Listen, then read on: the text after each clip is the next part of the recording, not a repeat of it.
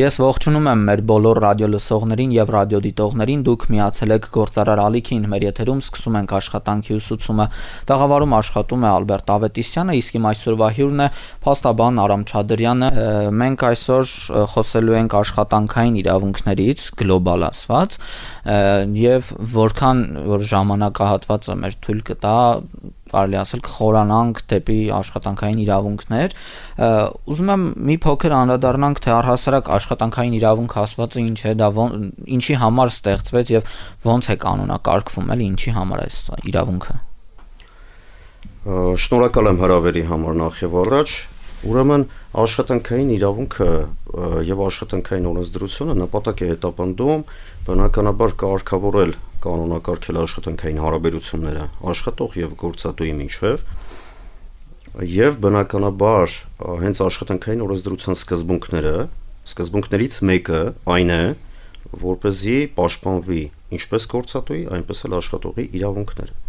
Հենց այդ նպատակով էլ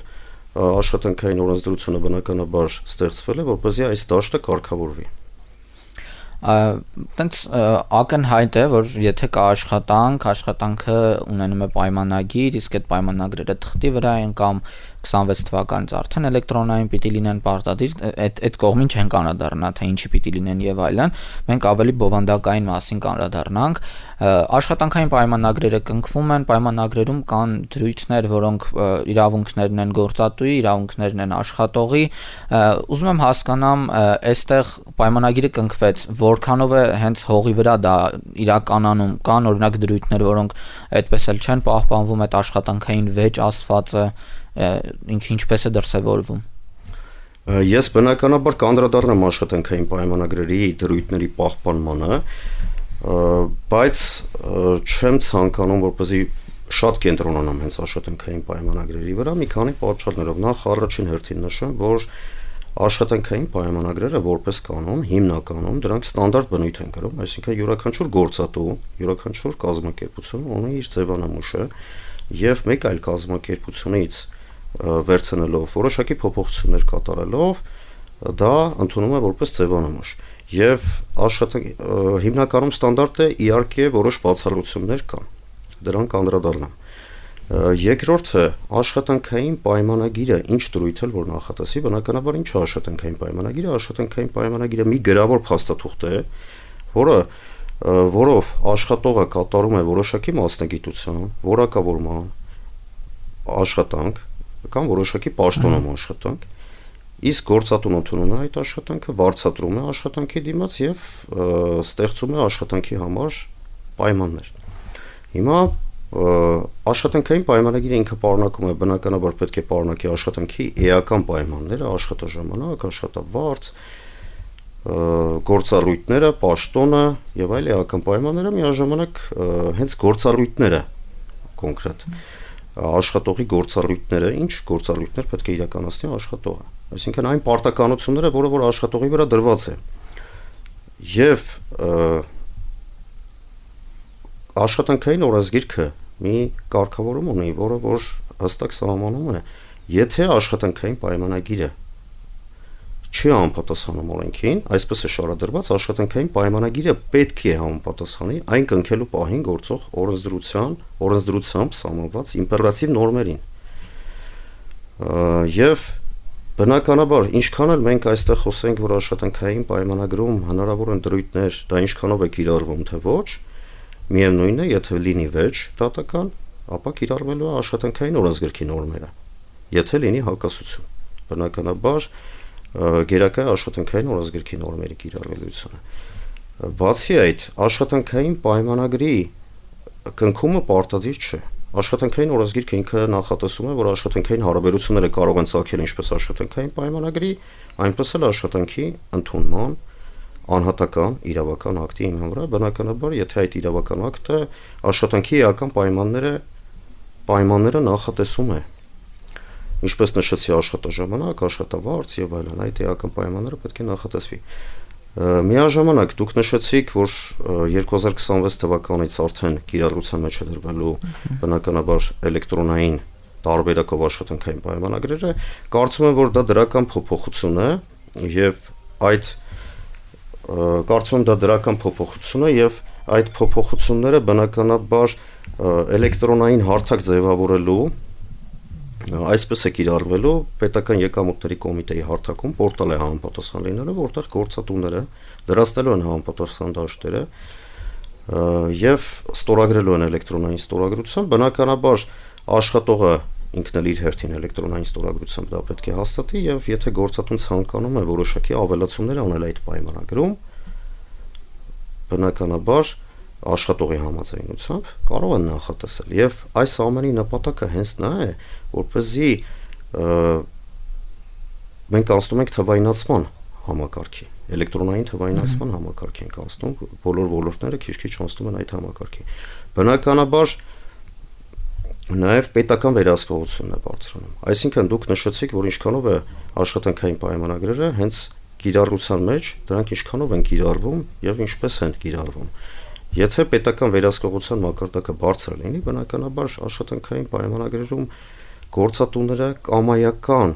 կերպով չեն կարող այնտեղ ավելացնել դրույթներ, որոնք օրենքին կհակասեն կամ գոնե զգոն կլինեն նման դրույթներ նախատեսելու համար։ Այսինքն ինքը դրական փոփոխություն է հուլիսի 1-ից 2025 թվականի այս տարվա հուլիսի 1-ից կամավորության սկզբունքով, 2026 թվականի հունվարի 1-ից պարտադիր սկզբունքով դա գործելու է։ Այսինքն հիմա կոնկրետ պայմանագրի հետ կապված նշեմ, իհարկե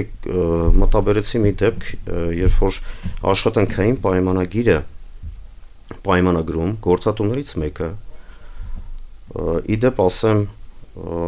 այնպիսի խոշոր գործատու է, ով ունի 2000-ից ավել աշխատողներ։ Պայմանագրում նախատեսել էր, որ եթե աշխատողը աշխատանքային պայմանագիրը լուծելուց հետո 6 ամսվա ընթացքում իրավունք չունի այլ մրցակցային կազմակերպությունում անցնել աշխատանքի։ Եթե անցնի մրցակցային կազմակերպությունում աշխատանքի,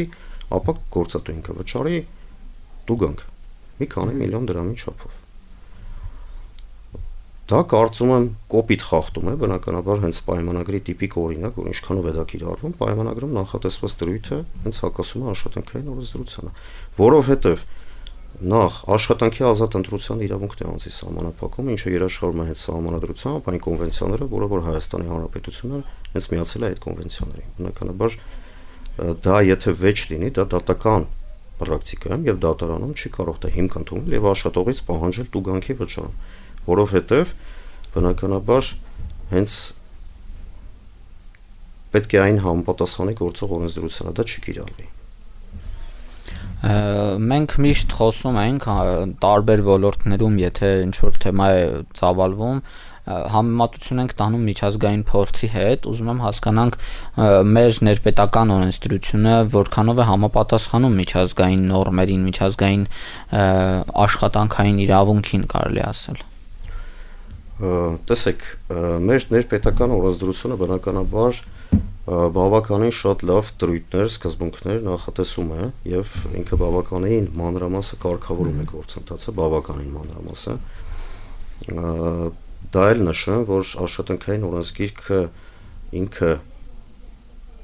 այնքան մատչելի է գրված, ի համեմատություն այլ օրենքների։ Օրինակ հենց եթե համեմատություն բերենք քաղաքացիական օրենսգրքի հետ, ապա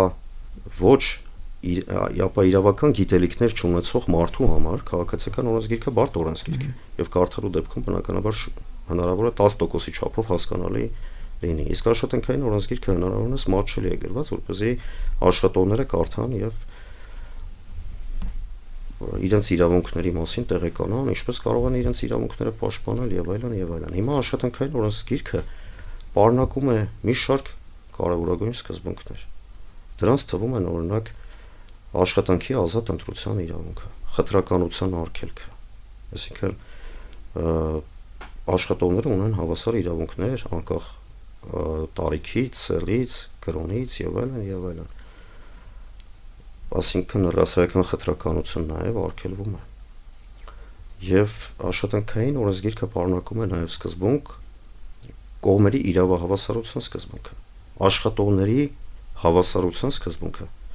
աշխատանքի բարենպաստ պայմաններ ապահովելու պետական երաշխիքները, այսինքն նմանատիպ սկզբունքներ պարունակում է, իսկ դա որտեղից է վերցված, բնականաբար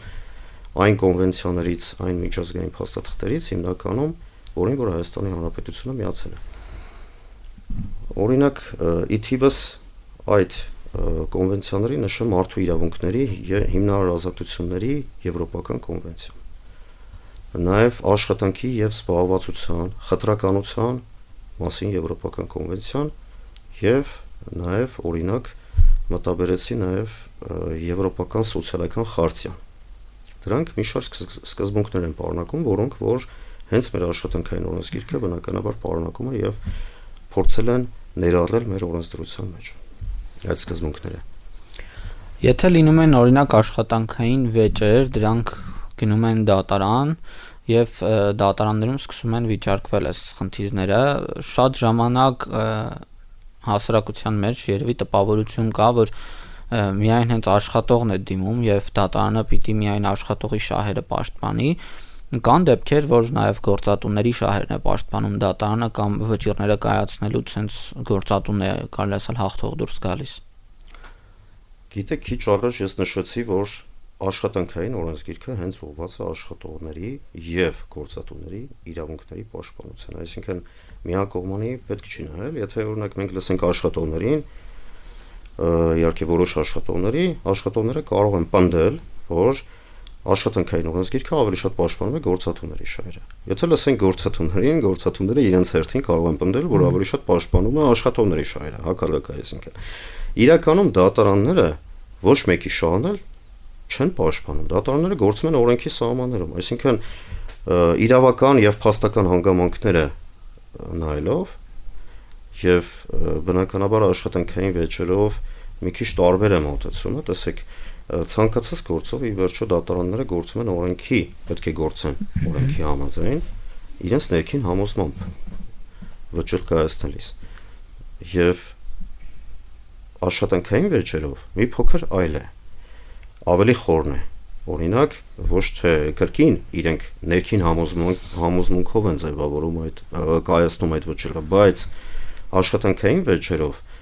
ըստ էության ավելի են խորանում գործի մեջ, որովհետև պետք է հասկանալ, արդյոք գործատումը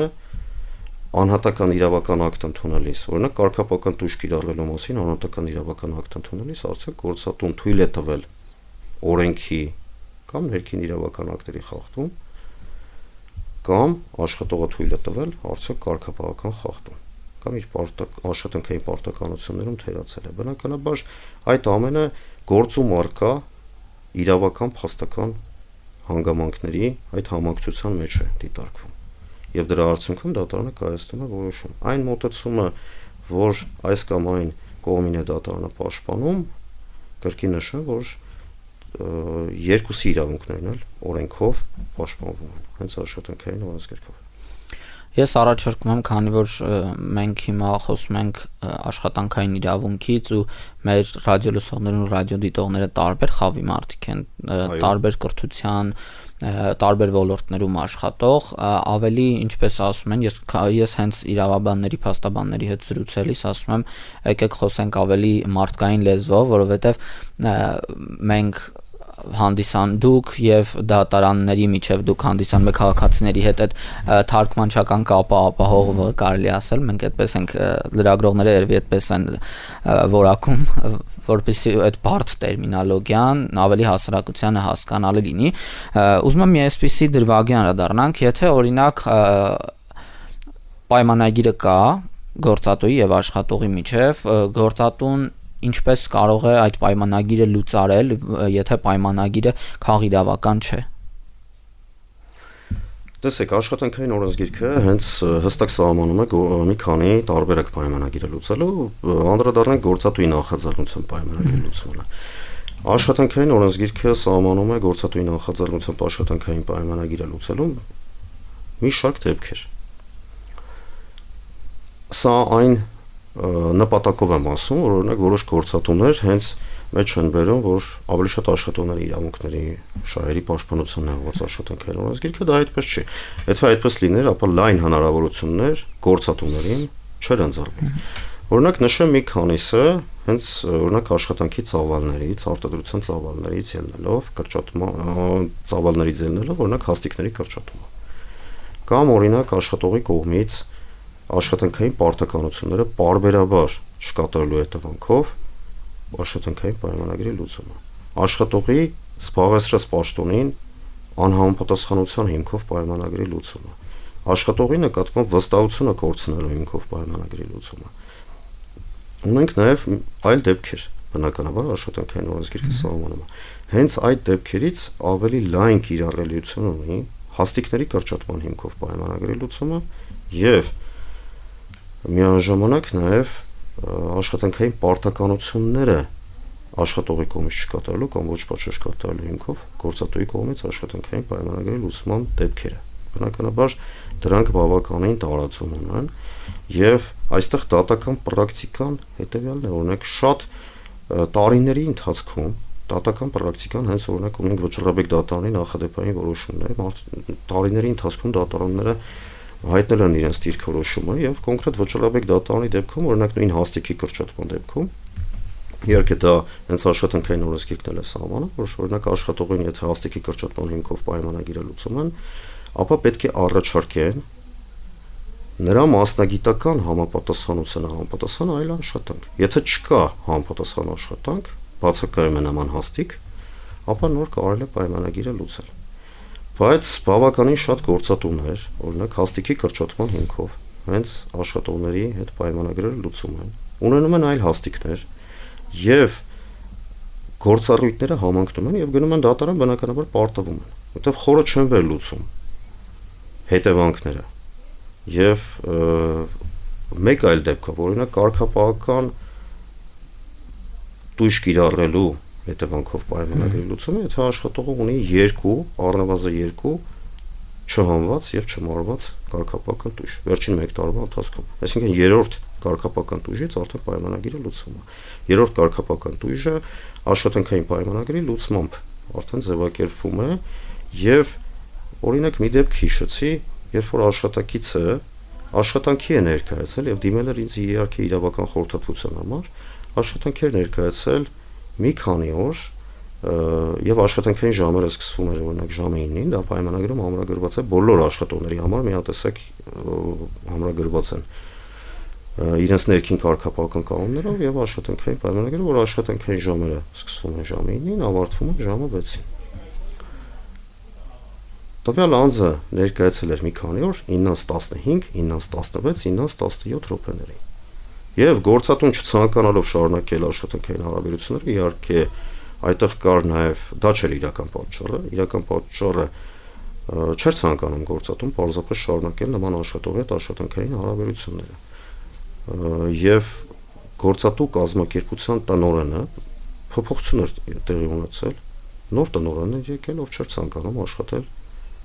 որոշ նախկին աշխատակիցների հետ եւ սկսվեց կրճատման process։ Երբ որ այդ անձը դիմեց, բնականաբար ինձ իրավական խորհրդատվության համար մենք խորը վերլուծեցինք, ես ինքս փաստաբանական հարցումներ արեցի, փաստաթղթեր եւ այլն եւ այլն։ Եվ տեսեք ինչ է կատարվել։ Այնտեղ ոչ միայն այդ աշխատակիցն էր 9-ից 15-16 ներկայացել, այլ բազմաթիվ աշխատակիցներ։ Ըստ երևույթին դա աշխատանքային պրակտիկա է եղել տվյալ կառույցում։ Բայց գործատուն կոնկրետ տվյալ աշխատողի հետ չցանկանալով շարունակել աշխատանքային հարաբերությունները, պայմանագիրը լուծել էր։ Այստեղ առաջանում է խտրականության մասը։ Իհարկե, այստեղ առաջանում է եւ դա կամայական մոտեցման հարց է, այսինքն հենց աշխատանքային օրենսդրության նպատակը այն է, որ կամայական մոտեցումներ չլինեն, այսինքն բոլոր աշխատակիցների հավասարություն սկզբունքը պետք է լինի։ Եվ տվյալ անձը դատական բնականաբար դատական process-ում գործը շահել է եւ գործատուն պարտվել է։ Ու նաեւ այստեղ մի հատկանշական փաստ էլ կա, որ հենց աշխատանքային օրենսգիրքը նույն կարգապահական տույժերի մասով ինքը հստակ սահմանում է, որ կարգապահական տույժ կիրառելու դեպքում պետք է հաշվի առնվեն աշխատողի մեղքը, խախտման բնույթը, հետևանքները եւ աշխատողի կատարած նախկին աշխատանքը։ Այստեղ շատ կարևոր է մեղքը եւ հետևանքները։ Օրինակ լավ աշխատակիցները բնականաբար տեսեք, ունենք մենք 3 կարգապահական տույժի տեսակ աշխատանքային օրենսգրքով. նկատողություն, խիստ նկատողություն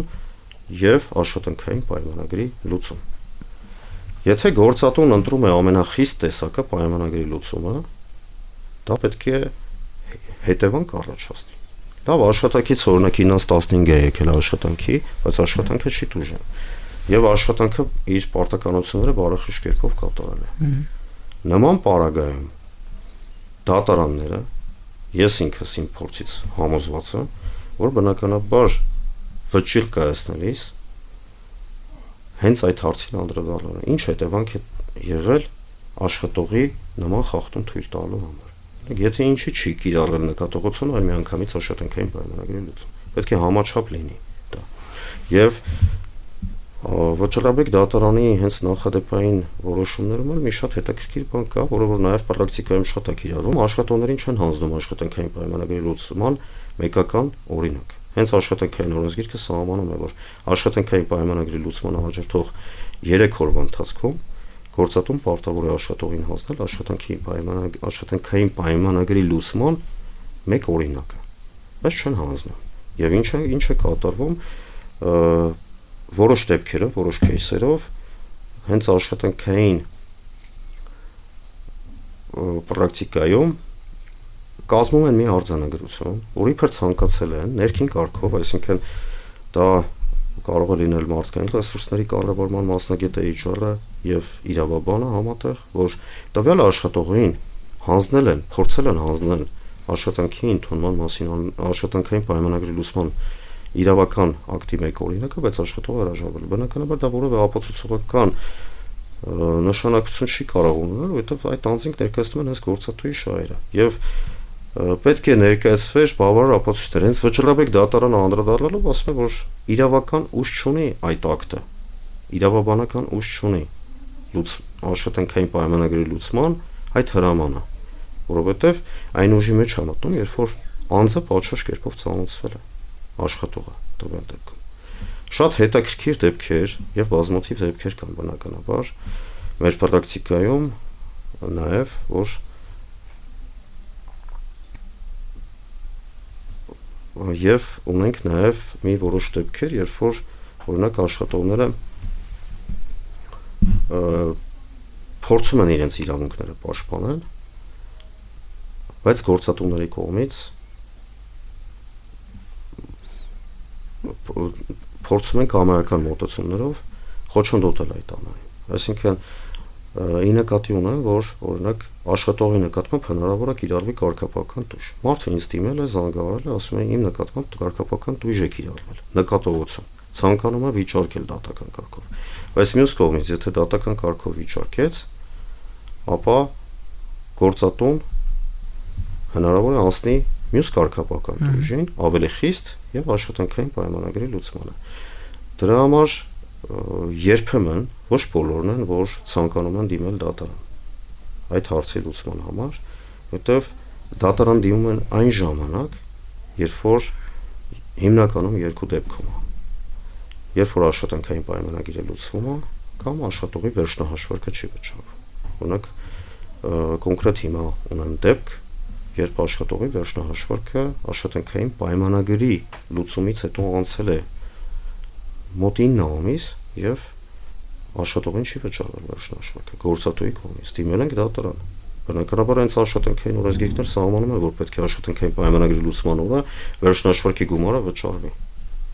եթե այլ կարգ նախատեսված չի կողմերի համաձայնությամբ։ Բնականաբար դա գործատուի կամայական մոտեցումը չէ։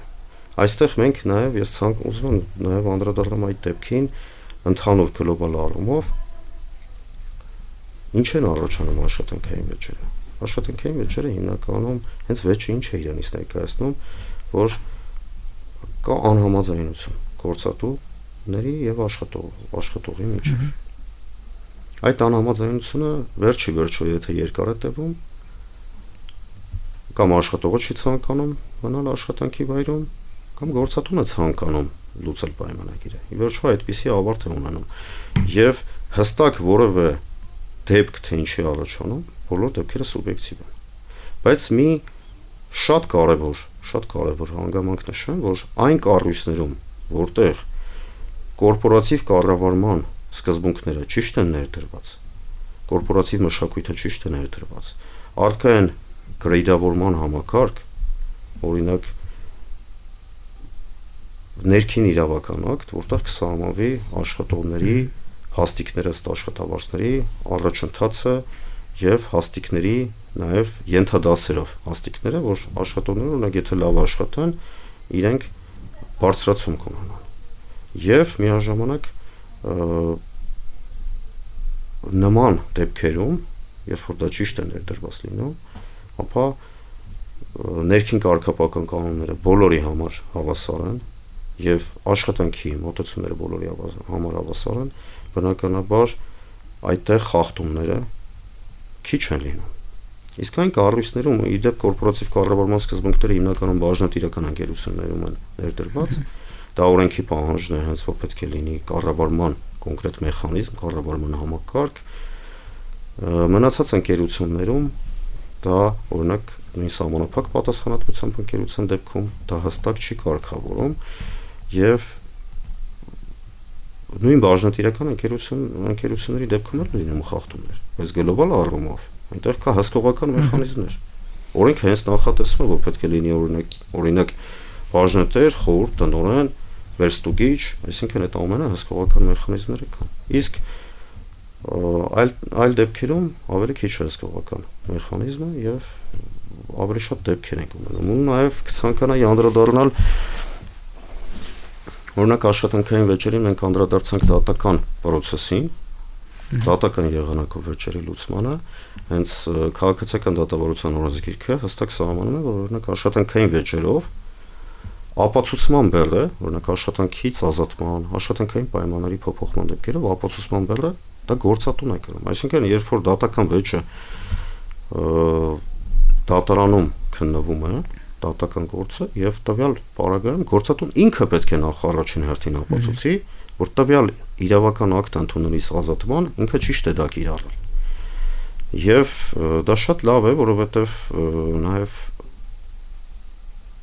չարաշահումները գործատուների կողմից ավելի շատ են պրակտիկայում լինում, որտեղ աշխատողը ըստ երևույթին ինքը աշխատանք է կատարում։ Եվ բնականաբար նաև դեպքեր լինում են, երբ որ աշխատողների կողմից էլ է փորձ կատարվում պաշտպանել իրենց իրավունքները, ոչ միայն պաշտպանելու հարցը չի, այլ վերազանցել իրենց լիազորությունները, իրենց իրավունքները։ Բայց որպես կանոն գործատուների կողմից ավելի շատ են այդ դեպքերը։ Իդեպ նշեմ նաև, որ օրինակ աշխատանքային օրենսգիրքը սահմանում է նաև արտադատական կարգով վեճերի լուծման ընթացակարգ։ Օրինակ աշխատանքային օրենսգիրքը սահմանում է, որ աշխատանքային վեճերը կարող են հանձնվել արբիտրաժային տրիբունալի լուծմանը։ Բացի այդ, աշխատանքային վեճերը կարող են հանձնվել նաև հաշտարարի լուծմանը։ Այսինքն հաշտարարը դա արտոնագրված անձ է արդարադատության նախարարության կողմից, ով անկախ մասնագետ է եւ այդ վեճը կարող է լուծել, բայց տվյալ պարագայում պետք է կողմերի համաձայնություն։ Եթե կողմերի համաձայնություն չկա գրավոր, որ պետք է օրինակ արբիտրաժային համաձայնություն չկա, կամ վեճերը հաշտարարին հանձնելու, գործերը ենթակա են դատական քննության, գործերը գնում են դատարան։ Եվ նմանատիպ վեճերը ասեմ ավելին նաև պետական վերահսկողություն կա աշխատանքային վեճերով, օրինակ առողջապահական աշխատանքի տեսչական մարմինը։ Ինքը կառավարությանը ենթակա մարմին է,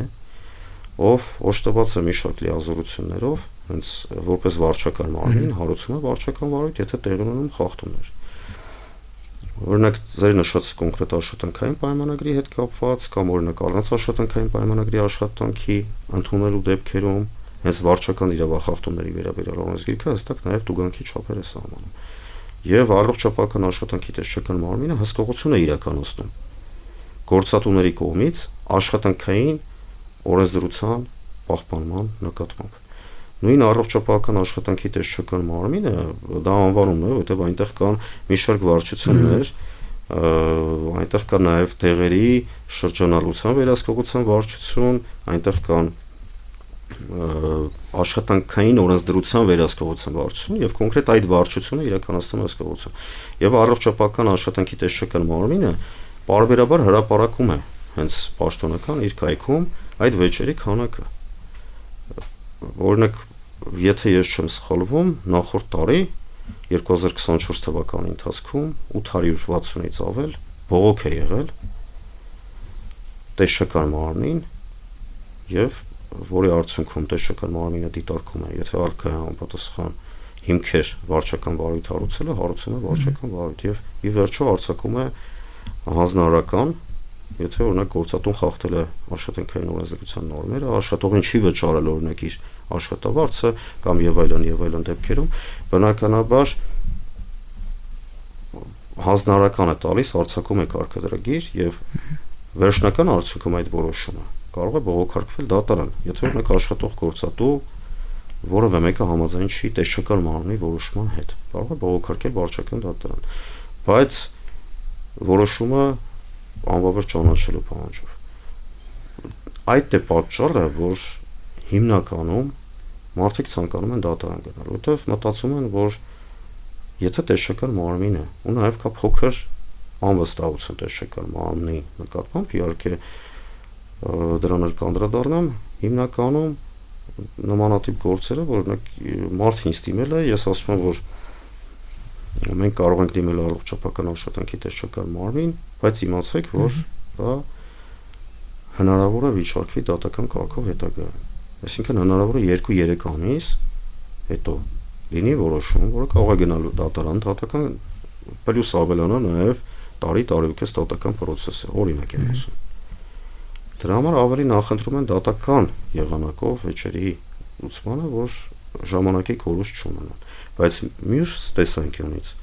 առողջապահական աշխատանքի տեսչական մարմինը ինքը առկա են մի շարք դեպքեր, իհարկե կարծիքները սուբյեկտիվ են տարբեր մարդկանց մոտ եւ մի շարք դեպքեր, երբ որ տեսչական մարմինը հենց հանձնարարական է տվել գործատուին, որ խախտումները վերացվի եւ դրանով ավարտվել է գործը չի գնացել դատարան։ Այստեղ ավելի շատ մեր քաղաքացիների վստահության հարցն է տեսչական մարմնի դատարաններում բնականաբար ավելի դատական պրակտիկայում շատ ավելի